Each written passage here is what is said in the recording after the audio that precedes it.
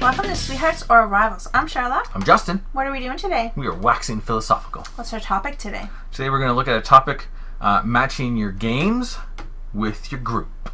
Ooh. Or groups. Right.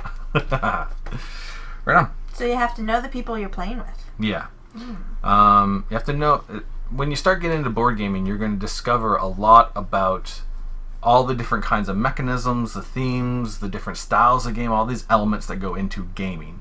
And as you play lots of different types of games, you're going to discover more and more about what you find is fun in a game. Mm-hmm. And that's a lot of work.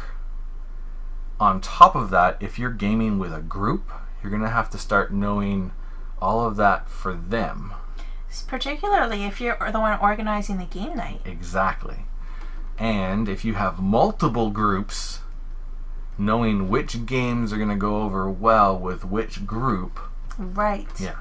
And also probably you have to look at your group as a whole and figure out the dynamic of the group. Yeah. You have to know, well, maybe this person and this person don't get along when this happens. Yeah, exactly. Yeah. Yeah. So that could be kind of tricky as well. Yeah. Now, that seems like a whole lot of responsibility heaped on your shoulders. Yeah, I wouldn't want it. But if you are organizing the game night, there is some of that there. At the same time, anytime you get a bunch of people together to play some games, there's kind of a shared responsibility of... You're right. Everybody should be giving a game a shot and playing respectfully and that kind of stuff. Mm-hmm. And if you don't like a game, there's nothing wrong with saying at the end of it, I didn't really like that game, and here's why. So then you learn. Mm-hmm. But sometimes that doesn't happen either. Well, yeah, sometimes you get the... What? Nobody told me that? That's stupid. Well, I'm just miming the whole, I don't like this game. What time is it? When is this game going to be over? Yeah. You can get that. Yeah. Or you do get the person, well, I wish I knew that rule 5 turns ago. There is a lot of responsibility in if you're introducing your group to a new game, mm-hmm. being able to teach it properly, yes, and succinctly, and that kind of stuff. Yes. One tip I would have for that is you should at least have read the rule book before you bring the game over. At least, yeah. At the minimal least. I think you should do more than that. Yeah, don't bring the game over and shrink and say, I got a new game today, let's learn it. Yeah. That takes a lot of investment. Yeah. Yeah. Because then all of a sudden you've got people at your house that want to play a game and they're punching tokens and they're trying to read the rule book and the rule book's really not good. So then you're like, can I use your internet? Because I got to check the FAQ on the Board Game Geek. Yeah. Yeah. Now, if you put cool. out there, hey everybody, we're going to get together Friday night and we're going to open up this game and learn how to play it, who's in? Mm-hmm. And people say they're in. Oh, that's a different story. Then they've signed up for that. Yeah, that's a different story. Yeah, but that should be known up front. Yeah. So, as you play lots of different types of games with your group, you will know what works and what doesn't, and you'll be able to kind of figure out what games are going to work with your group. Right. Which brings us kind of an evolution of this topic and your gaming is you will find that your tastes in games and what you want to have in your library are going to evolve as you understand and know your group better. Mm-hmm. And then, of course, it's going to change even more as your group shifts and changes. Because I know when we first started doing a lot of really big game days, suddenly a lot of our purchases were for really big party-style games. Right. And or at least games that could play up to 6 or 8 or something. Or more, yeah. And sometimes those games aren't really designed to play with 8 people. Yeah. I know we got, it was Samurai Sword, I believe. Okay. And it was... Oh, that one. With Rising Sun. We even got the expansion. Yeah. Because it could play a lot of people, and it had a really neat theme. Mm-hmm. And we played it twice. And then we got rid of it.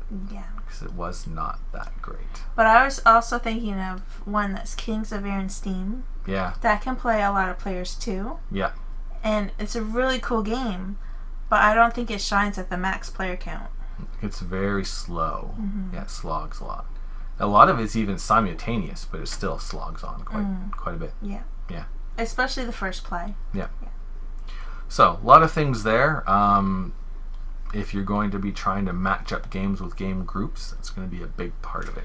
I think one thing you have to be careful of is knowing who's in your group and what kind of themes they gravitate towards. Yeah. Because say you've got someone like me in your group that's all about the cuteness and I really don't like gross and disgusting things. Like, Dead of Winter is a good game. Yep. But I don't really want to sit there all night and look at these zombie cards. Yeah. You know what I mean? Like, I'll play it and I enjoy the game that I'm having, but I wouldn't want to play that a few times in a row in one evening. Over and over again? Yeah. Yeah.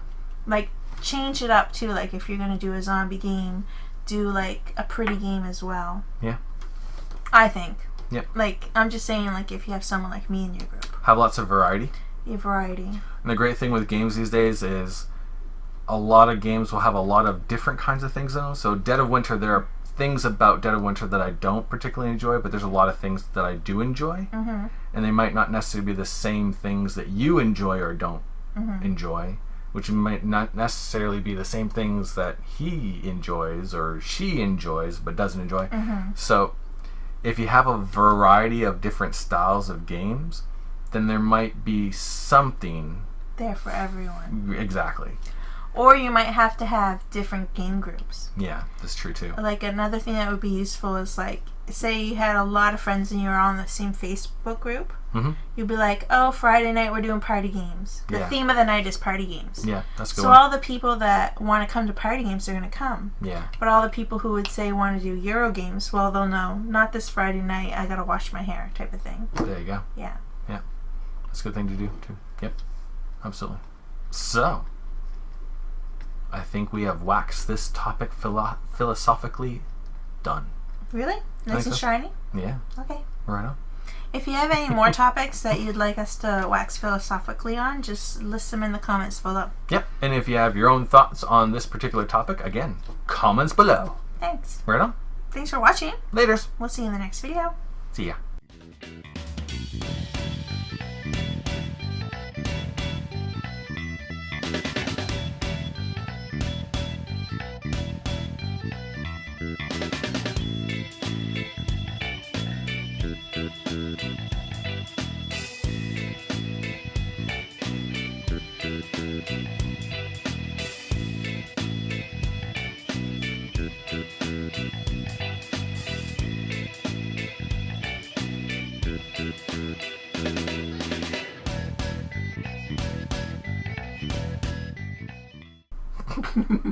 Bye.